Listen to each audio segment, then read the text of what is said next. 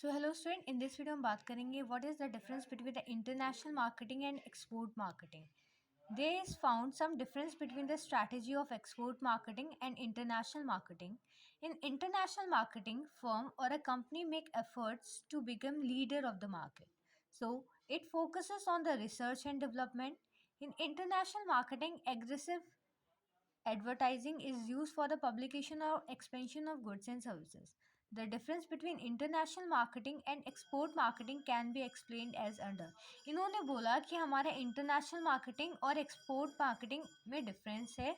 International marketing में हमारी company क्या करती है, एफर्ट्स कर डालती हैं ताकि वो कंपनी की क्या बन जाए, मतलब मार्केट में वो एज अ लीडर परफॉर्म करे. और उनका मेन काम क्या होता है, रिसर्च करते हैं, डेवलपमेंट करते हैं और बहुत से एग्रेसिव मोड को यूज़ करके क्या करते हैं, अपने गुड्स की एडवर्टाइजिंग करते हैं. ठीक है, लेट्स अब हम अंडरस्टैंड करते हैं इंटरनेशनल मार्केटिंग और एक्सपोर्ट मार्केटिंग में क्या डिफरेंस है.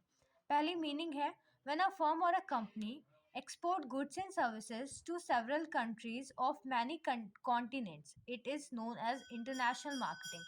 इंटरनेशनल मार्केटिंग में क्या होता है, एक कंपनी अपने गुड्स एंड सर्विसेज को एक्सपोर्ट करती है सेवरल कंट्रीज को और बहुत से कॉन्टिनेंट को, उससे हमने बोला इंटरनेशनल मार्केटिंग.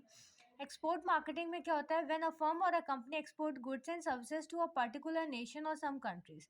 जब हमारी जो कंपनी है वो किसी पर्टिकुलर नेशन को या पर्टिकुलर कंट्री को अपना गुड क्या करती है, एक्सपोर्ट करती है, मतलब भेजती है, that is export marketing.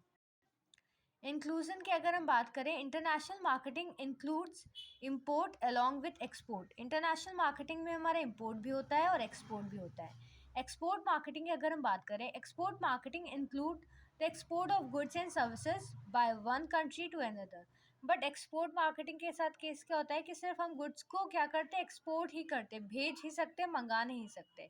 Scope की अगर हम बात करें, क्या है कि इंटरनेशनल मार्केटिंग का जो स्कोप है वो वाइडर होता है क्योंकि इसमें इंपोर्ट भी होता है, एक्सपोर्ट भी होता है. एक्सपोर्ट मार्केटिंग में क्या होता है कि हमारा सिर्फ एक्सपोर्ट करते हैं तो इसका जो एरिया है या स्कोप है क्या हो जाएगा, लिमिटेड हो जाएगा.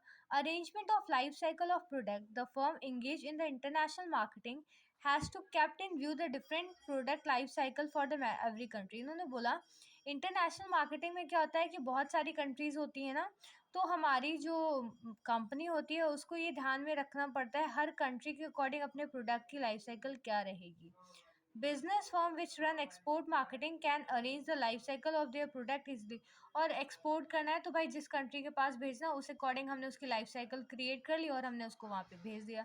बट अगर हम इंटरनेशनल मार्केटिंग कर रहे हैं ना, तो हमें नहीं पता कौन सी कंट्रीज को कहाँ भेजना है, तो हमारा जो प्रोडक्ट का साइकिल होगा वो इजी नहीं होगा. ठीक है, फाइनेंशियल एंड मैनेजरियल रिसोर्सेज की अगर हम बात करें, firm and companies run international marketing have a large managerial and financial resources. International marketing के लिए आपको पैसा भी ज़्यादा चाहिए और रिसोर्सेज भी ज़्यादा चाहिए.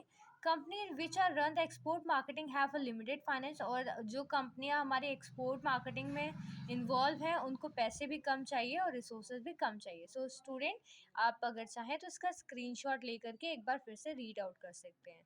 Thanks for watching, do subscribe for more content, stay tuned, bye bye.